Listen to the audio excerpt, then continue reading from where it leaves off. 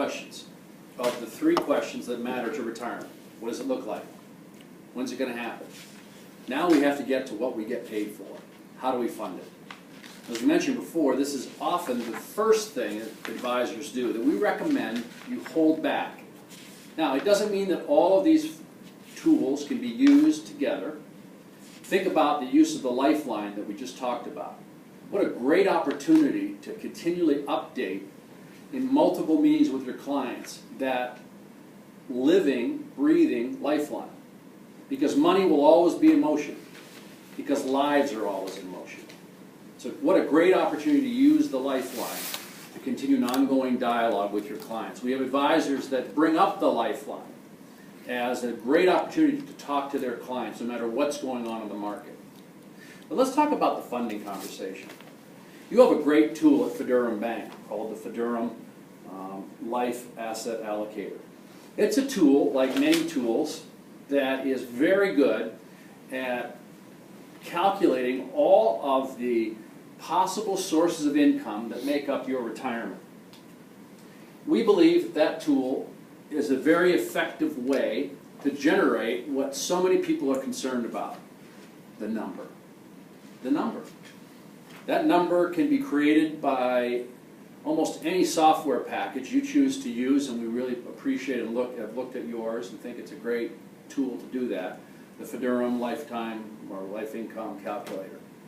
But is that the best way to have a conversation with a client? We believe that there is an intuitive way that clients want to talk about this third key element, which is, what does my retirement cost? In fact, let's get at it by way of an exercise, the principle. I'm going to give you a little brochure. This brochure is actually a digest of a much bigger book that gives 150 ideas that you can use in retirement. Things to aspire to do, activities, possible second career choices. What I want you to do in this brochure, however, is look at the last couple of pages. We've divided 50 activities into 5 categories. So under 5 categories, there's 10 different potential things you could do. Some great resources. So I'd like you, if you would, to review it. But before you start reading it, before some of you have opened it, before you do that, here's what I want you to do. I'm going to ask you to do something that might sound strange because it is, but it's going to prove a point. I'm going to actually ask you to take a pen, and I want you as quickly as possible to select 3 issues or 3 aspirational activities from each of the 5 categories for a total of 15. But before you do it, take a deep breath and hold your breath. All right? You're going to take a breath. You're going to read as quickly as you can and try to identify in each of those categories 3 activities. Are you ready? With a deep breath, begin.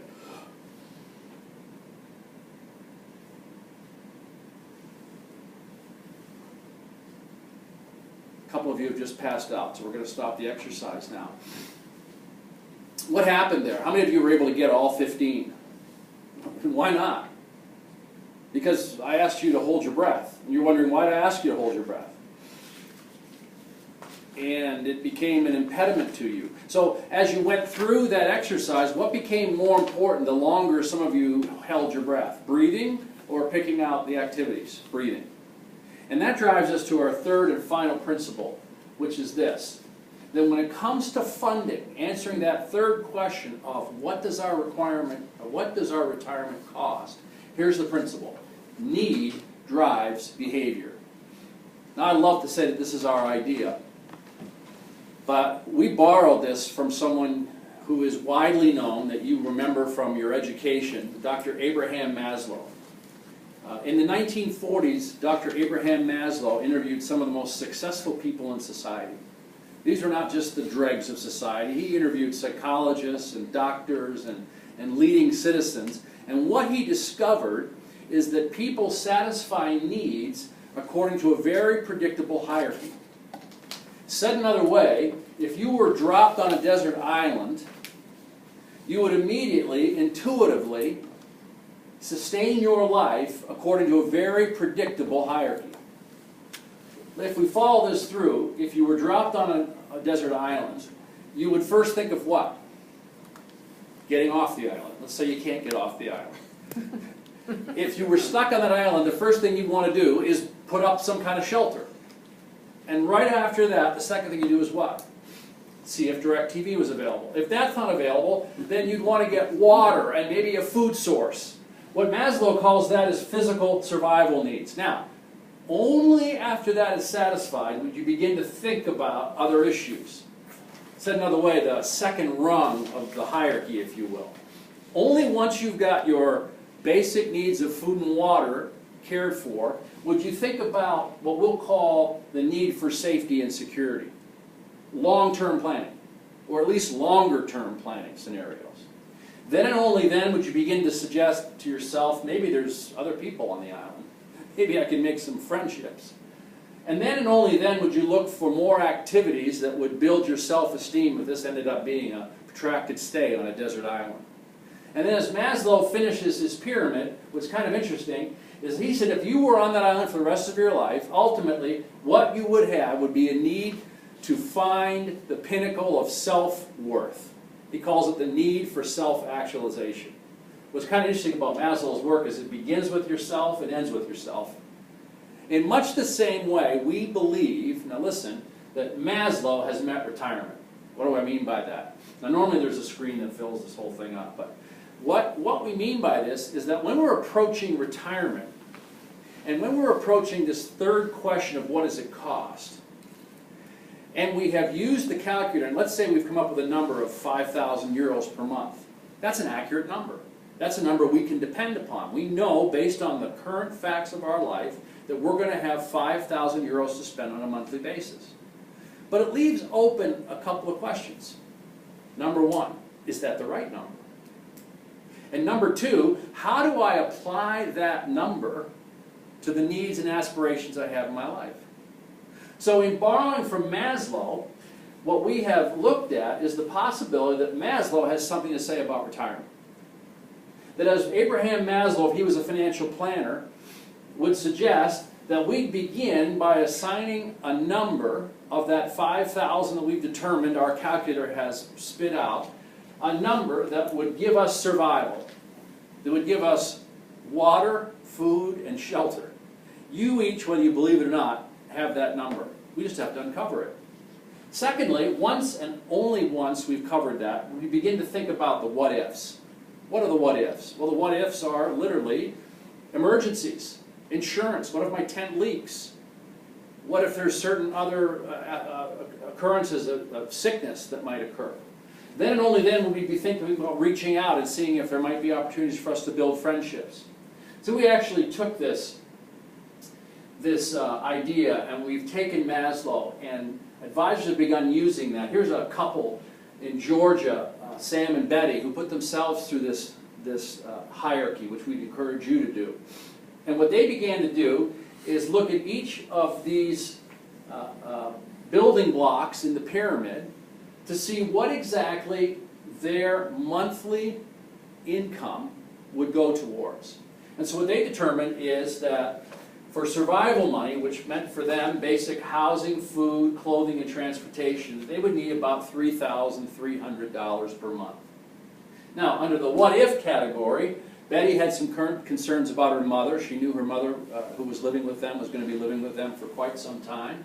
They included that with an aging roof on their house and just normal repairs that they thought they would have to account for. This is also an opportunity to look at insurance needs that they may have put off because they've been focused on survival. And for that, they put a number of $2,000 a month. And then as Maslow would suggest, once we've got these bottom rungs covered, as we strive to move as high up in the hierarchy as possible, we've got this issue of freedom. Now, freedom can be taken in all kinds of different ways, but for Sam and Betty, it meant the ability to do things they've always loved to do, to maintain that club membership, because they're both tennis players. Betty had a desire to learn Spanish. And so when they put all those things together that really fell into the category of personal growth, education, even hobbies, we asked them and challenged them to put a number to that. It wasn't easy, but they came up with $1,000 a month. We went even higher. We said, all right, you've got your survival covered, you've got as much as possible of what if covered, you've begun to better yourself with things that you've always wanted to do. And we said, what as you think about it, are causes outside of yourself that you want to feel significant being a part of. In many cases, that can be participation in your church, giving to philanthropic organizations, whether it could be your children or special interests. In the case of Sam and Betty, they're a very generous couple. They wanted to maintain a very significant level in this particular rung. And for them, it was $2,000 a month. It could be anything for anybody. But for this couple, it was $2,000 a month. And then we asked them to really dream big. Actually, to go back to the cards that they had originally begun thinking about for the very first time, those vision cards. And to bring those out again and think, you know, one of the things you mentioned is that you'd like at some point your travel to be fixed. You'd love to own a house in Aspen. For people, that can be just travel every year. But for Sam and Betty, it meant about $1,000 or roughly $12,000 a year to maintain a house that they had their eyes set on in Aspen. Do you know when they added that all up, the number came to $9,334? Now, your calculator, and the calculator that you had used to help them, spit out a number of just over $7,000 per month. So there's a deficit. But this is the intuitive way to supplement a conversation to make sense out of what that $7,000 a month means. Because in this case with Sam and Betty, they really have three options. They don't have enough money at first glance to accommodate all the things they say they want to do. So they really have three options. One, they can decrease their lifestyle. And maybe that means taking the Aspen house from being ownership to a timeshare. Having all of those things possibly in place, but just at a lower level. Maybe it means they won't get as high on the rungs as they want to. And that's very reasonable and the case of many clients. But then thirdly, and I want to stress this, here's a tremendous opportunity to gather assets. Since the market correction in 2008, a trend in the U.S. has been very noticeable and also very understandable. Clients, it's not necessarily because of distrust, but because of their sensitivity to risk, have begun engaging other advisors. This has always been the case, but it's becoming more protracted. They're spreading their risk, they believe, through maybe having 1, 2, or 3 additional advisors. Do you know that the third most powerful way Sam and Betty can actually get to the top of their pyramid might be that they reveal a pool of assets that you had no idea of that they were holding down the street at the brokerage office. A potential asset gathering opportunity prompted by a 70-year-old tool like Abraham Maslow. In a nutshell, this is not designed to replace the income calculator. But quite frankly, anybody can calculate what you're going to receive on a monthly basis. That's the easy part. To add color to your conversation, not replace, but complement your conversation regarding the funding issue, which is critically important, and oftentimes becomes the first thing we want to default to. We're suggesting it's the third question in the retirement conversation.